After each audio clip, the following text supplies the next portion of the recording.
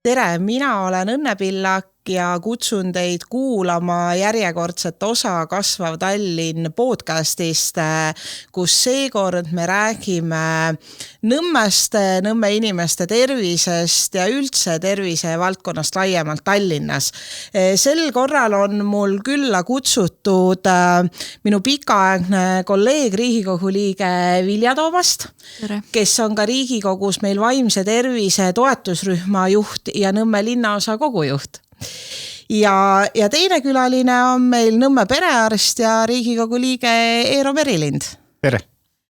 Aga kuna aega nagu ikka on piiratud hulk meil kõigil, siis läheme kohe teemade juurde. Ma sissejuhatuseks küsin teilt, et see on alati huvitav, et kuidas inimesed oma vaimse ja füüsilise tervise eest hoolitsevad ja kuidas seda hoiavad, sellepärast nagu öeldakse, terves kehas terve vaim. Kuidas teie enda tervise eest hoiate, et ega Riigikogu töö ja kõik muud kohustused on ka siuksed rohkem aega võtvad, stressi rohkemad ja kindlasti teil on häid nippe, mida ka teistele jagada.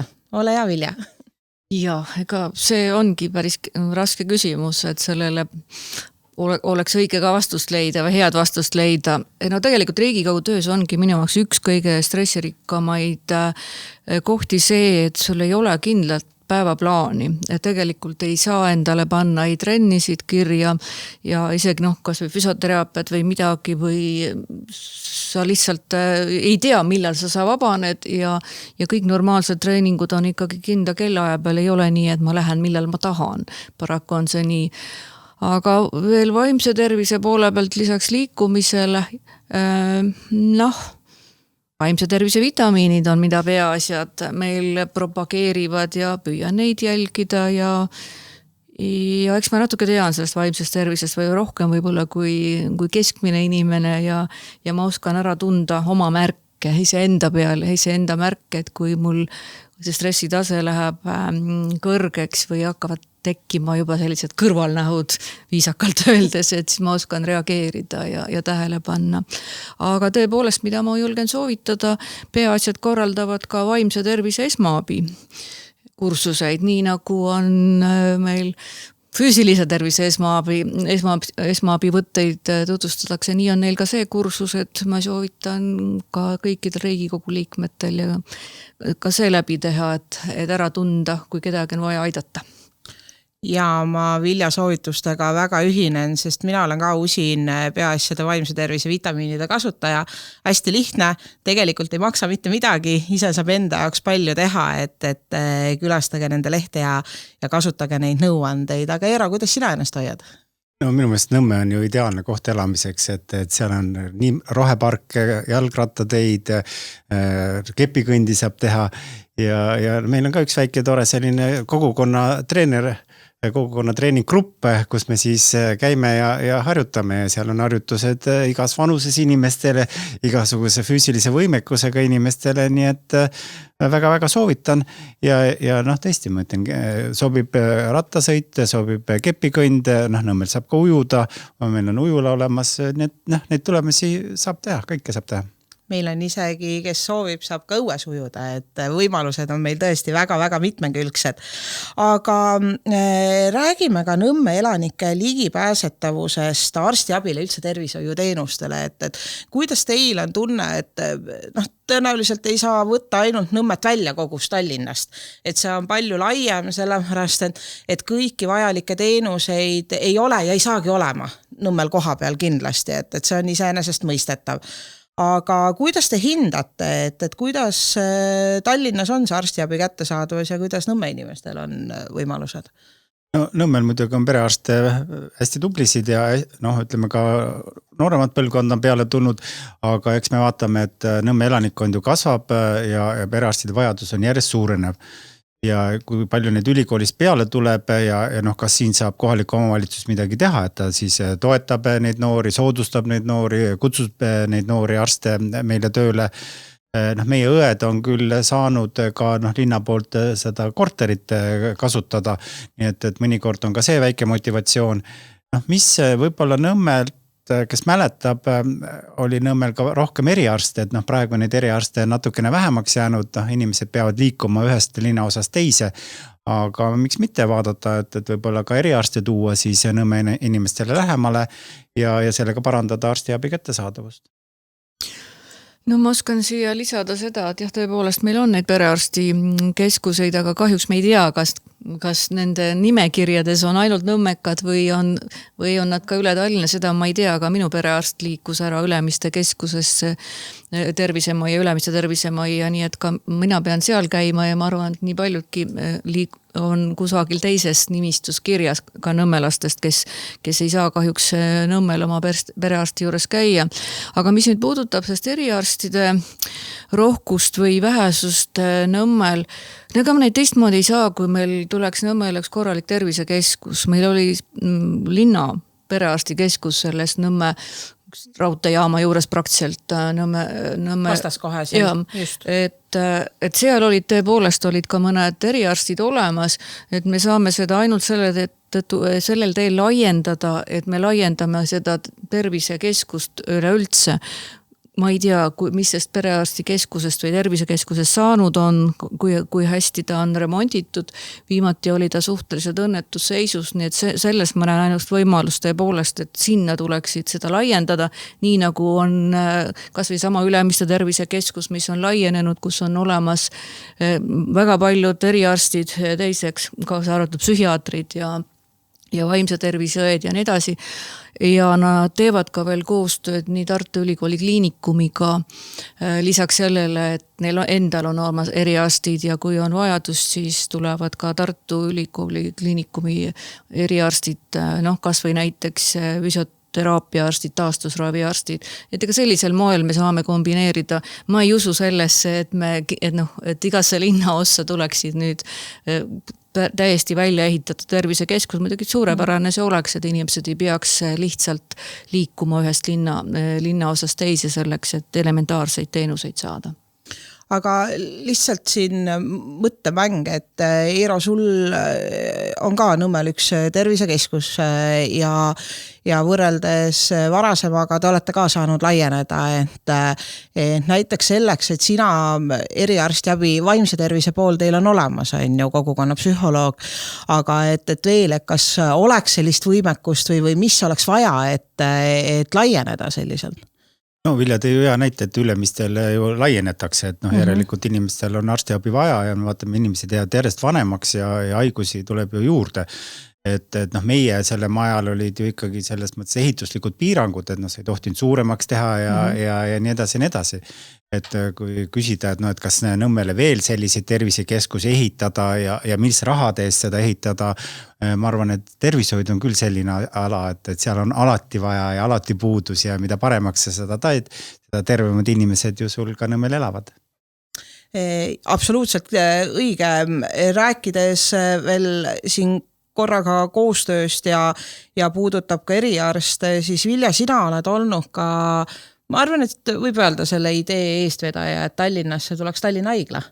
Et kõik koondada kokku, et praegune koalitsioon siin lükkab siis seda mõtet, et saaks kõik tervishoiuasutused siis Tallinnas ühendatud, sa oled ka Ida-Tallinna Keskhaigla nõukogu liige, et kuidas sellega on nüüd edasi saadud liikuda, et kui kaugel meil Tallinna Haigla on ja kas on lootust, et lõpuks ometi üks, et me saame rääkida, et jah, nüüd ta tuleb. No kahjuks on jah see projekt natukene praegu stagnatsioonis, et vana juhatus läks laiali ja ma ei tea, kas selle uut juhatust on määratud või mitte. Aga kui rääkida nüüd Tallinna Haiglast põhimõtteliselt, siis ma leian küll, et selline uus siis statsionaarset arstiabi pakkuv või ka erakorralist mõlemalt pakkuv arstiabi, selline haigla on Tallinnas vaja.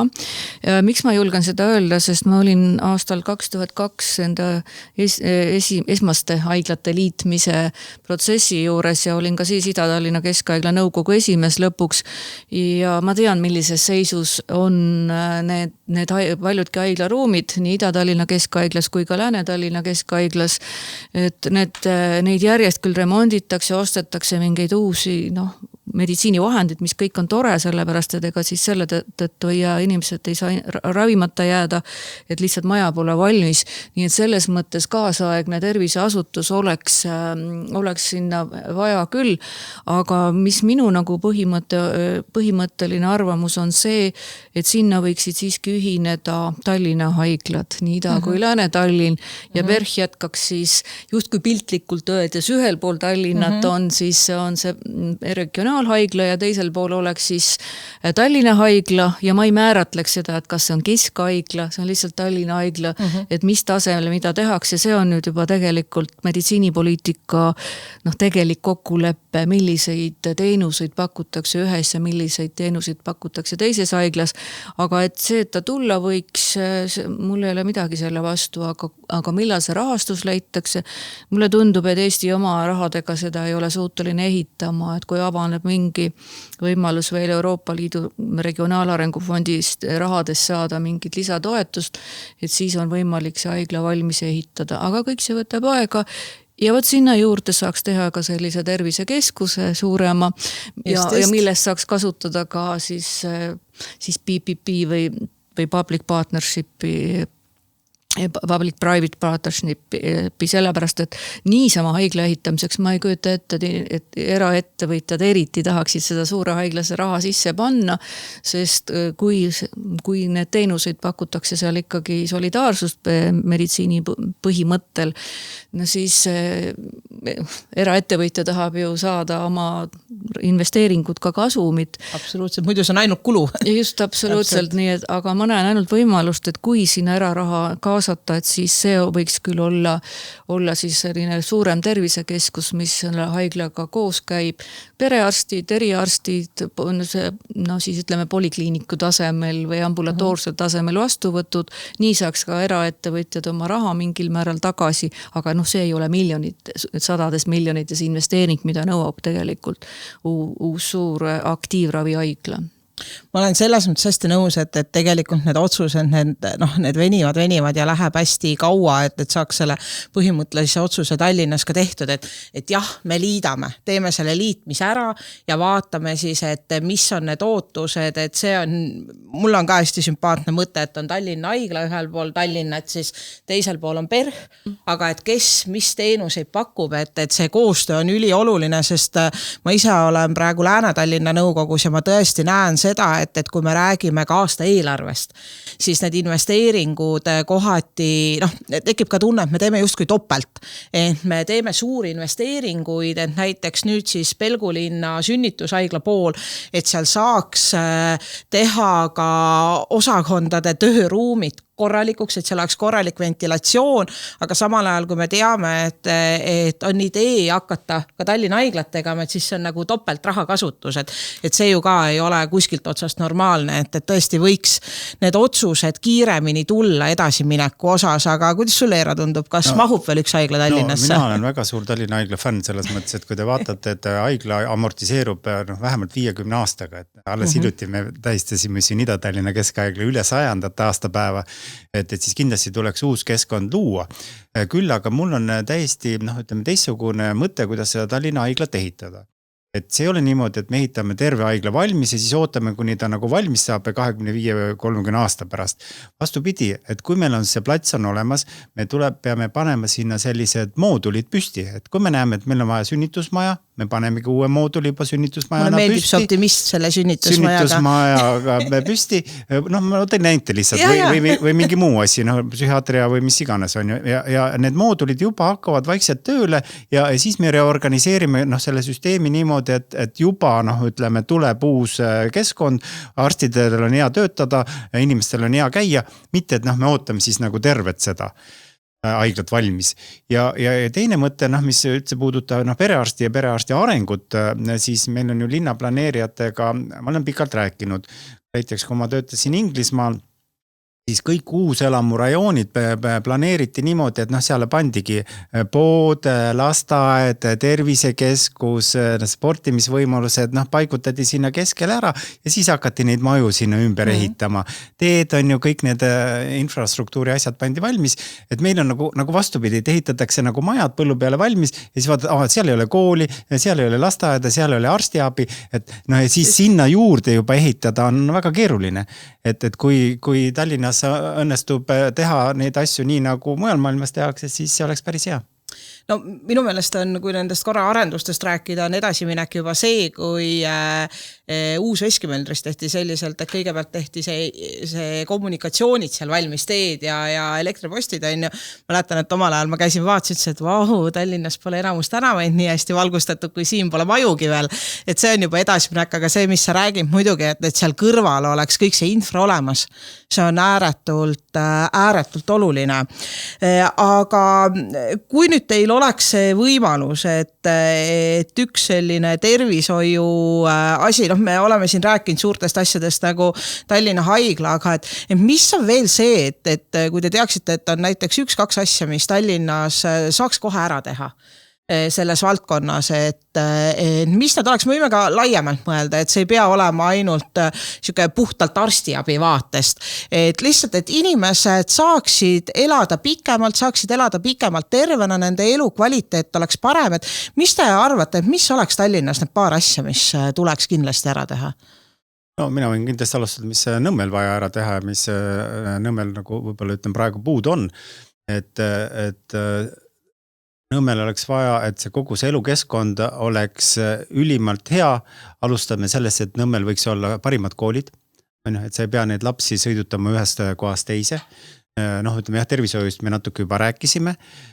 Siis kõik need sportimisvõimalused, et mõtlen, Nõmmel on tegelikult puudu sellisest peremehelikust käest, et need hakkavad juba käest ära minema, sul ei ole enam need nii head ja turvalised, juba on augud seal selles asfaldis sees, et rulluisku ei saa sõita, rullsuuska ei saa sõita, et meil on vaja, et meil on Nõmmel korralik peremees, kes hoiab asjad korras, et need majad ei oleks lagunenud, et need aiad oleksid korras ja see toobki need inimesed sinna ja elukeskkond läheb paremaks.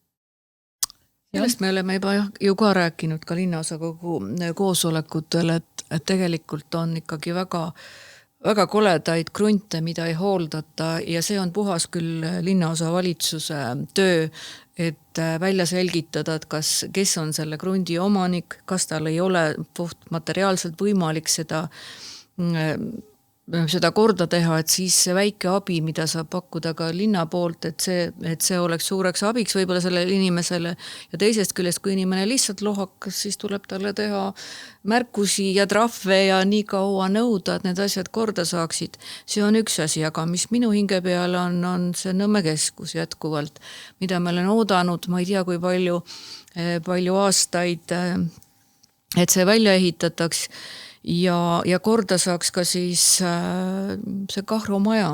Nõmmelased teavad hästi, mis see Kahro maja on ja viimati jõudsin mina oma mõttega selleni, et me võiksime algatada seda nõmmelaste poolt, et me räägime linnaga läbi, et see Kahro maja tuleks osaliselt linna kätte, me saaksime sinna tagasi viia linnaosa valitsuse, nii nagu ta oli omal ajal, kui oli meil Nõmme linn enne 30. aastat, siin teisel korrusel mahtusid linnavalitsuse ruumid ja kui oli vaja ka siis paari linnavalitsuse töötaja eluruumid olid selles majas ja oli olemas see korralik kinosaal, mis on siiani veel alles, ta on küll amortiseerunud ja mida siis Von Kleini teater mingil määral kasutab, aga selle võiks uuesti mitmes etapis linn võiks olla see peavastutaja, mina seda niimoodi, aga samas see, kes teeb kontserte, teatrit, kino, see võiks olla hoopis jälle teine, keegi arendaja. Et linn saaks välja rentida neid ruume. Ja linn saaks välja rentida neid ruume. Ja miks mitte ka see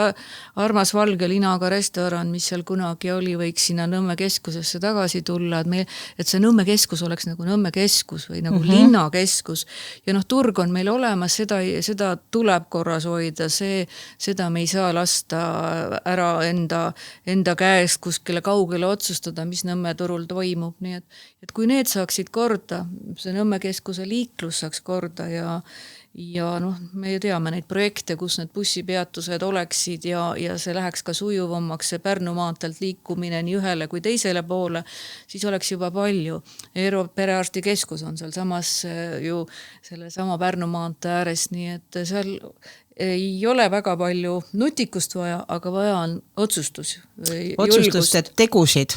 Et kuidagi ma mäletan ka kõik, mis puudutab tõesti seda Nõmme ristmikku või kui me räägime näiteks Nõmme ülesõitudest, Laagrist ja Nõmmelt ka, et need rullid seisavad ammu riiulis, et kuidas seda läbilaskust seal paremini planeerida, kuidas seda paremaks teha, et mul on hea meel, et sa puudutasid ka turgu, sest ma ütlen, minul on ääretult kurb vaadata tegelikult Nõmme turgu praegu, et kui see on olnud meil kogu aeg selline pärl, kus üle Harjumaaga inimesed on käinud, siis täna ta on, suvel veel sa saad sealt, aga ega sul enam nii palju seal seda valikut ei ole ja inimesed on hakanud seal vähem käima, et kindlasti see peab olema üks asi, et Nõmme keskus elaks, et selleks peab ka turg olema hea ja erinevaid liike, siis ütleme, toiduliike, kohalikku toitu seal ka pakkuda, et inimesed leiaks sinna jälle tee.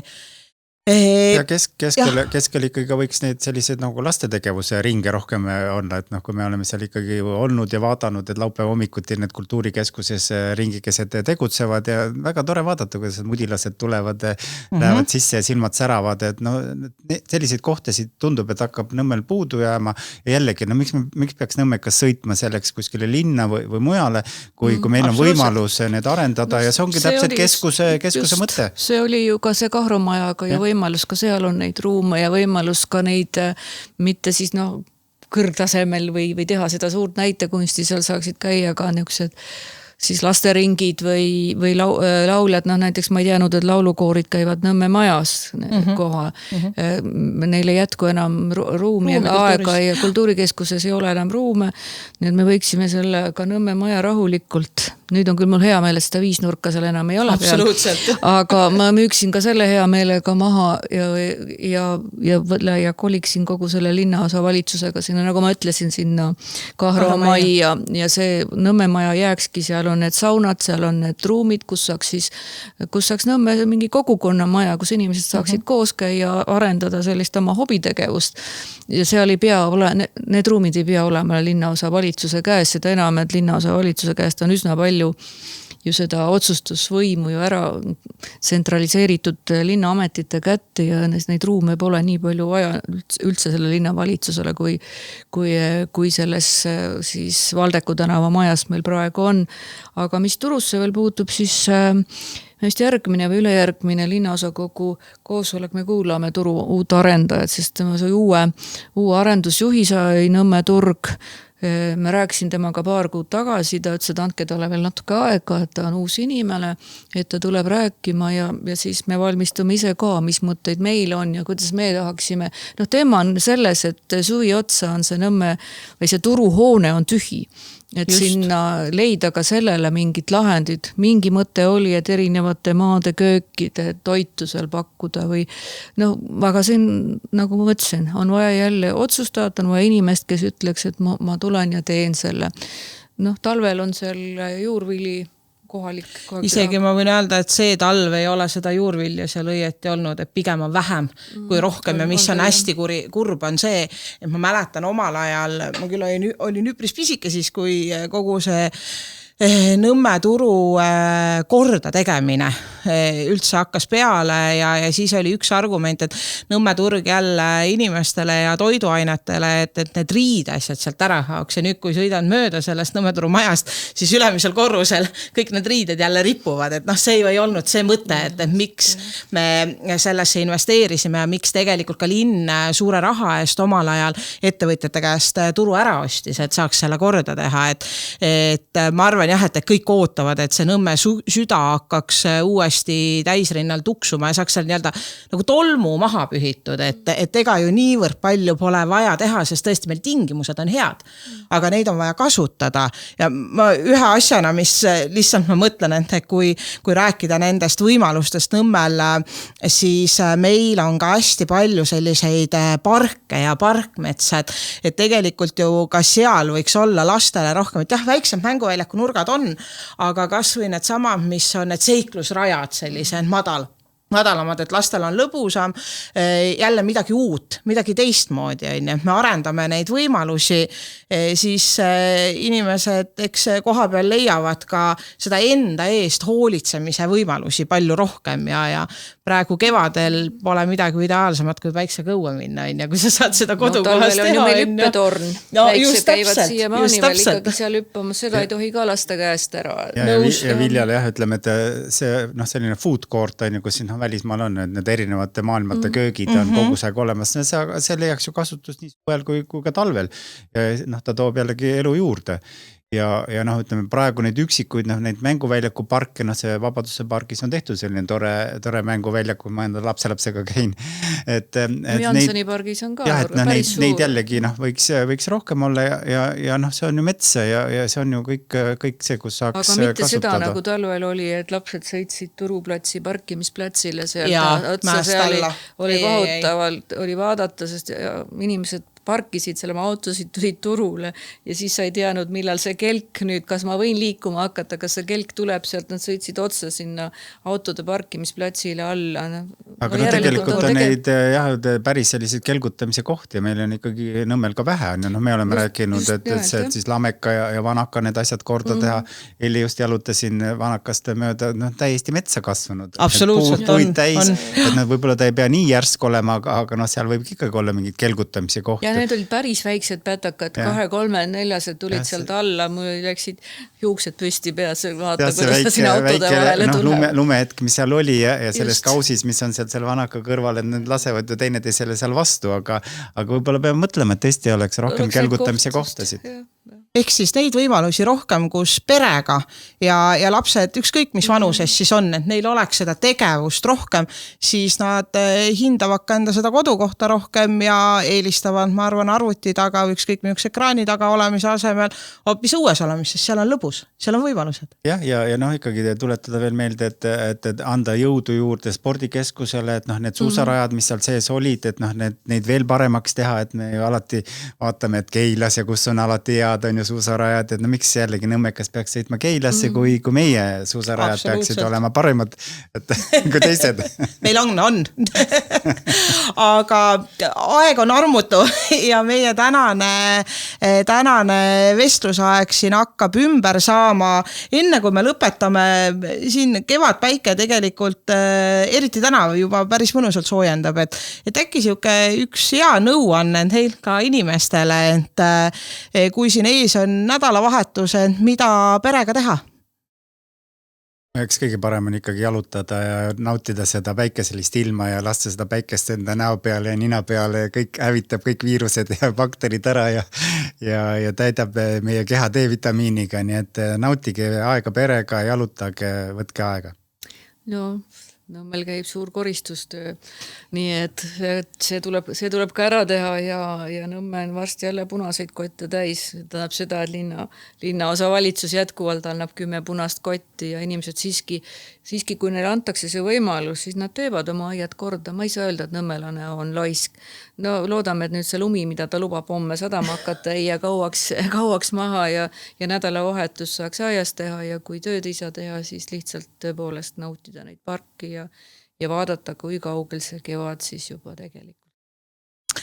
Suur aitäh teile, et te tulite oma mõtteid ja ideid jagama ja nii nagu öeldud, naudime kevadet ja saabuvat päikest ja D-vitamiini. Ilusat kevadet. Kena kevadet.